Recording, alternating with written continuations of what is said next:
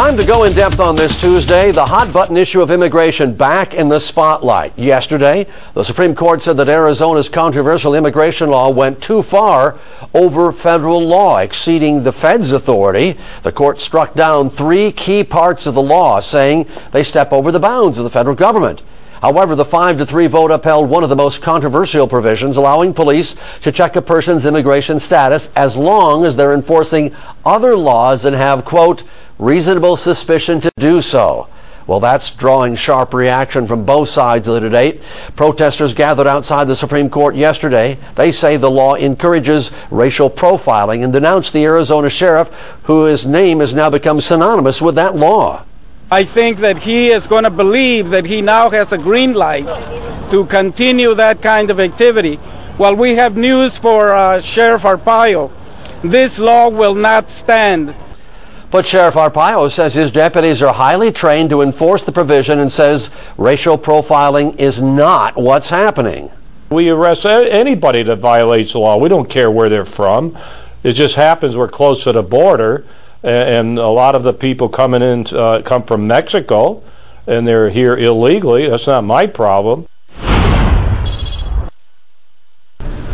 And joining me right now is Bill Flynn, who's an immigration attorney and also a professor at Stetson Law School. Bill, thank you so much for showing up. Thank you, Al. Okay, first of all, your general opinion as an attorney who can represent illegal aliens. What did you think of this ruling?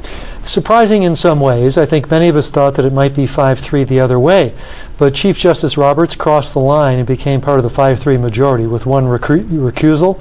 But I think in general it probably is good for persons who are illegal, be they younger people who might have been the beneficiary of the President's proclamation about deferred action, or those who would be affected by the Supreme Court's ruling. Is it good for the illegals because it's good law, or is it good now because it's just so complicated no one, particularly the federal government, wants to enforce it? Probably the latter. It's way complicated. I think we're looking ahead to comprehensive immigration reform for the answers.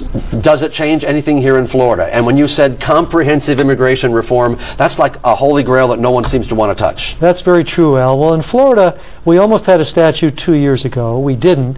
5 states have copied Arizona. I think that states now will be less likely to copycat Arizona. So in the Florida legislature next year, I think they'll be looking to the U.S. Congress for guidance. Does this mean law enforcement was profiling? And how do you almost not profile if you're looking for illegal immigrants? You wouldn't necessarily pick a white Swede if you were trying to figure this out, would you? Well, there's something to that. I mean, human nature is human nature. If a person has darker skin or perhaps facial hair, sounds ridiculous, but yeah, people are more likely. I once had a mustache, and every time I passed through airport security, they pulled me over. When I shaved it, I never got pulled over.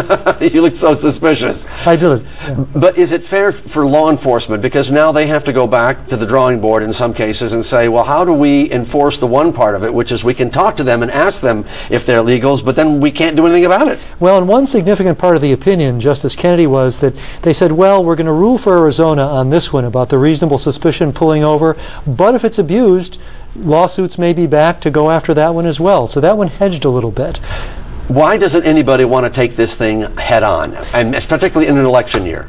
Because nobody's going to put their head out of the foxhole. Ever since Senator Edward Kennedy died, who was a good coalition person, he'd bring in Alan Simpson, the right-wing Republican from Wyoming, and they got stuff done. Once Kennedy died, nobody had the guts to say anything because you get votes demonizing aliens. Will this mean immigration attorneys are going to be busier than ever now? Will this encourage more illegals? Probably so, although that's hard to say because the idea of coming in now is a little less clear. But those who are here, I think, will come forward now, especially if we get something, legalization, maybe another amnesty provision out of Congress.